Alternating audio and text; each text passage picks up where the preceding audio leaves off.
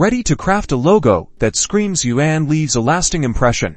First, let's brainstorm a concept. What vibe do you want to capture for your brand?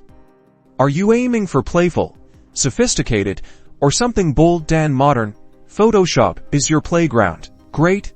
Start by opening Photoshop and creating a new document. Choose the logo preset. This already defines the ideal dimensions and resolutions. Now, let's explore basic shapes, the foundation of many fantastic logos. Use the shape tools to experiment.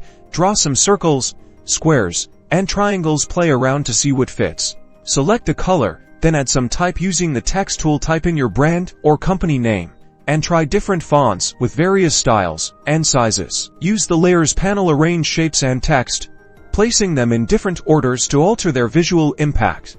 Try adding effects for extra design flair, like a stroke or a subtle shadow to make your logo pop. Once you're happy, save your logo. PNG and SVG are your best formats to save as you do not lose quality. And that's it.